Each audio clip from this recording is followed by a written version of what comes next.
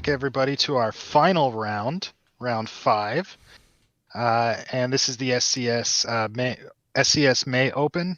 Is it open? Yeah, it's open. That's right. Yep. So this is our last round here, and we selected the game that's going to be most crucial to the final outcome of the tournament. Both of these players are in the running to win the tournament, and the outcome of this game will basically determine which of the two of them has a shot at winning. So I'm going to throw it over to Nite to introduce the first of our players here on our modified Tourney Dome map.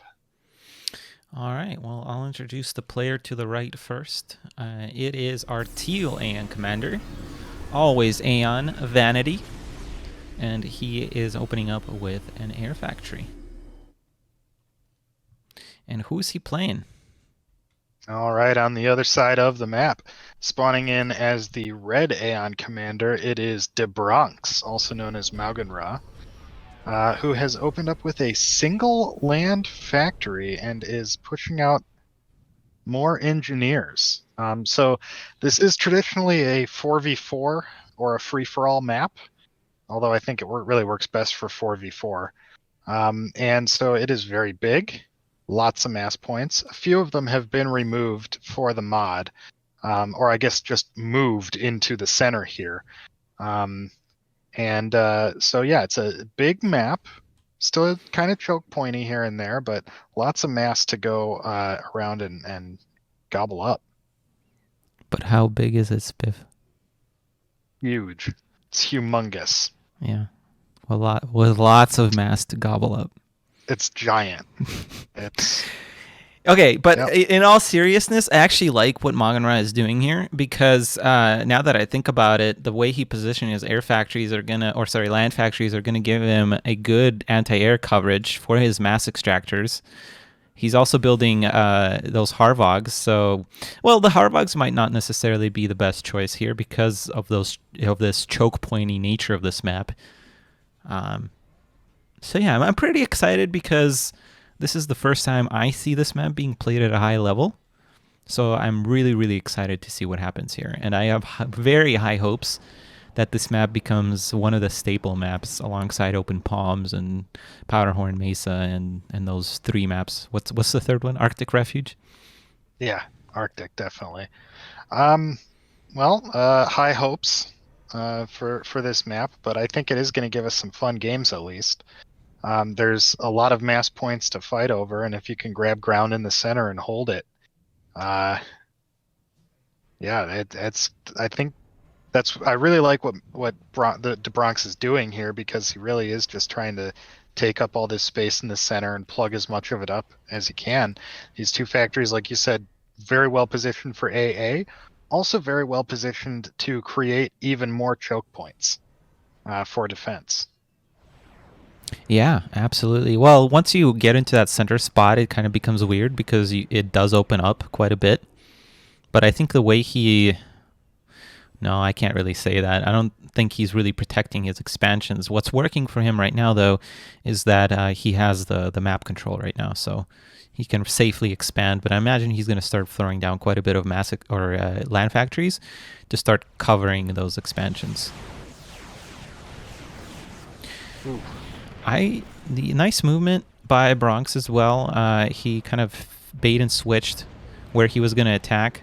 He does have that anti-air on the Harvog, so that's going to help with the anti-air, but ultimately I don't think he's going to get a whole lot done here, which might honestly be good for Vanady. But then again, Vanady only has 4 planes here. Yeah, Vanity's tanks are just going to have a hard time keeping up with these bots and preventing them from doing damage. And that's also going to leave him vulnerable because he's got to split up his units a lot. There's even another force of bots coming in on the north side of the center here. Yeah, there's not a whole lot at home to defend against it. Yeah, I would almost send that straight into the base, which is what Bronx is going to do here, and split those bots at the top. Vanady is not controlling his air the greatest. I think he's having trouble deciding what he wants to prioritize here.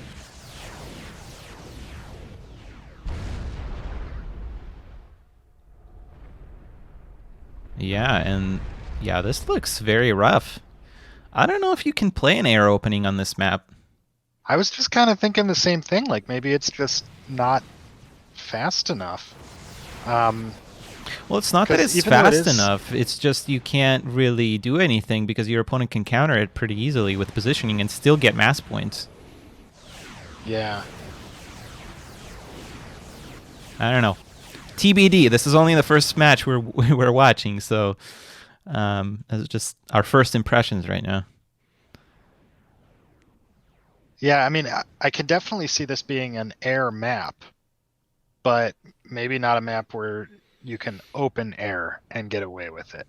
Like you have to open one air, one land, or two land or something, and then later on transition into air. Yeah, yeah, that's definitely an option because later on, or if you don't open up with air, your opponent might expand to the back. It becomes more of a possibility, and at that point, air becomes really good because essentially what Vanity is doing right now is taking out those kind of flying around those expansions. Yeah, but now Magenrai is taking a commanding lead of the center, and that's really where all the delicious, delicious mass is. I would really like to see him to start transitioning into tanks because we're getting to that point where bots aren't going to get a whole lot done anymore. But yeah, I really think that De Bronx Malganrai has the right idea here to take the center. I think that's the strategy that you need to take in this map, just because it's so much easier to defend these central mass points than it is to defend all these ones in the rear. Yeah, absolutely. I mean, I it mean, depends it's on the exactly build what we're too, seeing. right? Like if it's Shadjas, like we saw Foxtremon use, then expanding to the back is good. But I don't like these Possibly. bots. That's he does have a lot of them though. Getting a good engagement on the tanks too. Excellent micro as well. He's really going crazy on that micro. Yeah, very good micro here. But still, because of those high strength tanks, which actually have a star, I think, on them, um, Vanity is actually trading decently. But it's not enough. He really needed to win that decisively to be able to push, counter push right now. And he won't really be able to do that, especially with that point defense being very nicely positioned behind a mass extractor. Yeah, Vanity did just barely lose a point defense. And now these three bots still have free reign to deny expansions on the south side of Vanity's back lot there.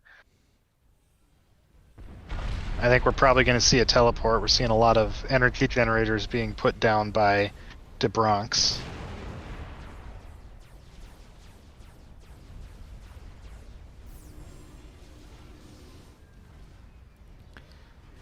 people are Vanity's. people are saying that with such a big map, nobody's gonna go to the back. I disagree with that, Novetrix, because I mean that's when you actually do want to go is when you have a big map because you want to keep expanding. But with so many mass extractors in the center, it might not be as a good idea. So, kind of forces you to fight in the middle. I mean, you're gonna have to expand to the back eventually if the Yeah, game goes on long enough. Um, I think prioritizing the mass in the middle yeah. and getting a more easily defensible position is the better move, at least at the beginning of the game. But yes, I think Novatrix, you're right. Eventually, you've got to expand to the back if you want to keep going. And keep in mind that this is just the first iteration of this map. We're going to keep making little tweaks here and there, and maybe we'll add those additional 2 mass extractors to each spawn point again so that maybe it is more profitable to go back, or it might be a variation that you go back. So there's still definitely balance that we can explore and change here. Or I don't know exactly how the modding system works, but maybe removing mass from the center to disincentivize just holding the center if that turns out to be the main meta strategy here. I mean, it's I think it's a risk to take the center also because look at what's happening now. Is there's mobile missile launchers just getting mass extractors, and essentially those missile launchers can hit all of those mass extractors around them, so it becomes really difficult to cover if you position your structures correctly. So I think we just have to watch more games, see what people are doing, and then we can make adjustments. That's why we kind of collect data and study the outcomes. So it'd be interesting to hear some feedback. I know some people already said that they really like the map, so I don't know. We'll keep watching, and for sure, really excited about this map. You know, somehow this game is pretty even right now. The production for Moggen is kind of crazy. Okay, teleport snipe again, Moggen. You didn't have to do that. Oh, I don't know. He might. Oh no. Okay. He No, teleported the rest. Now he's going to get away I've been with it. misreading snipes all day. But yeah. I think he just manages to get that at the last second. How did that engineer get to the bag, by the way? It's a good question. All right, then. There was a stray engineer in the back of Vanity's base that somehow got there. I have no idea how.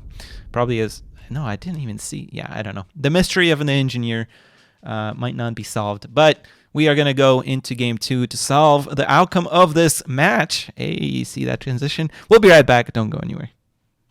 Welcome back, ladies and gentlemen, to the last game of the day. It is round 5 of the Serpent's Open May tournament. We have a game 2 of round 5. And I'm joined by Spiff once again on Open Palms. Spiff, please introduce our first player. All right. Well, spawning on the south side here as the teal Aeon player, it is AA Vanady, who very first thing put down that land factory with his ACU and has popped an extra engineer out of it, which we've been seeing a lot on bigger maps, but I have never seen from a pro on Open Palms. So we'll see what he gets up to with that third engineer, fourth engineer. What? And Nite, what is going on the other side of the map? Do we have quite as many engineers over there? No, on the other side of the map, we only have 2 engineers. It is our red Aeon commander, who is opening up with a very aggressive strategy with 3 land factories going straight into Harvogs again. And, you know, Vanady, I think, is in trouble. What do you think, Spiff? I mean, Vanity's certainly going to have a hard time holding this off, and will take some damage here. I don't know that well, if Vanity knew that bots were coming, now he might does. have chosen. Well, he does now, but if he had known earlier, he might not have chosen to expand to the sides like this. I wonder if he was expecting air.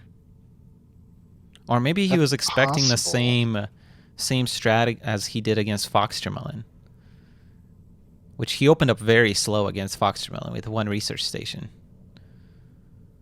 In which case, this would have been very good, but Moggenra is... I keep telling you guys, he switches shit up. He makes shit work. You guys don't believe me, but he actually does. Now, bots aren't going to be as great versus tanks here, so he has to keep them moving. And, yeah, Vanity is actually doing a really good job covering all these expansions, though. Like, Yeah, a he really, definitely really is. good job. But I mean, how long can he keep this up with, so many different fronts opening up here? Yeah, and all that Moggen has to do is converge, which is what he's doing. That's how you beat all these tanks all by themselves himself. He's going to lose an engineer here. Point defense is coming up, but it's not going to be there quickly enough. That engineer is probably going to get picked off before it finishes. And as much as a really good opening or really good coverage that this was from Vanity, I think now he's just spent a lot of mass on that point defense and lost a bit too many tanks. Yeah, he's in a pretty rough position here. He tried to, and that's one of the frustrating things about strategy games. Oftentimes is sometimes you pick a build, your opponent picks a build, and theirs is just the perfect counter to yours blindly. I will say, though, the fact that Moggen's ACU is up here is kind of dangerous, because if Vanity just converges on him with everything he has now, I think he can win this. And we see the defensive shot just popping out as well. Yeah, I don't think this is over because Moggen's ACU is so far out of position. That point defense is also going to finish. Yeah, I don't like this position at all. for Magenra anymore. He's got a lot of units here, though. And more parading across the map. He's still not expanding. His engineer is sitting idle. That's not what you want to see. Still doing a really good job harassing. He's going to pick off yet another mass extractor here. Okay, and somehow Magen just whittles out of that bad positioning. Honestly, I thought he was going to get cornered there, but manages to pull out of it.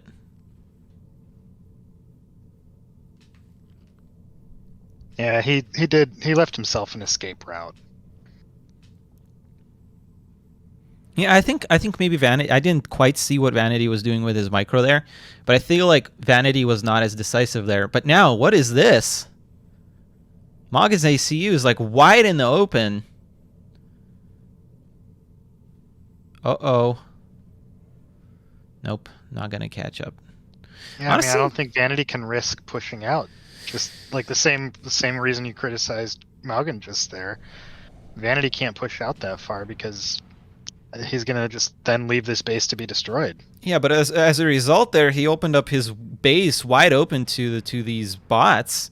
And I was gonna say, if you're not gonna push the commander, you have to at least take care of these bots.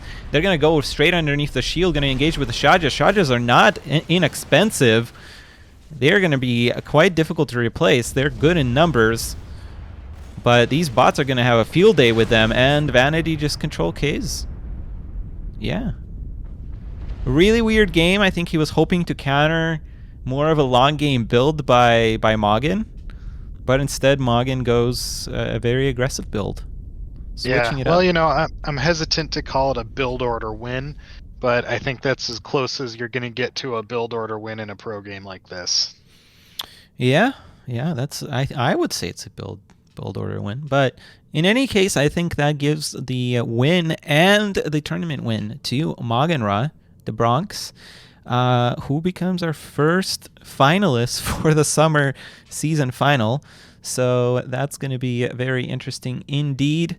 Of course, we have many more tournaments. We have the league going on, so we'll have many more finalists. But that's a good start from our player from Belarus, who has not played for quite some time. He's put up quite a bit of work in the past couple of months, or in past couple of weeks, playing and practicing. So congrats to him. And we will see you, or actually not we, but Spiff will see you for the next tournament on his channel. It's going to be June 19th. And if you haven't yet, go and subscribe to Spiff, please, and check out the content that he makes. He makes some cool Let's Plays for Valheim and Black Mesa, amongst other things. So check that out. It's Orangeables, I believe, right? Yes, that's Orangeables. right. And Orange Bulls on Twitch. Yeah, you can find links to it. I always post when I'm live in our OSS Discord, so check the active streams there, and you can see when I'm going live. Yeah, absolutely. Check him out and subscribe to him so that you know when that tournament goes live.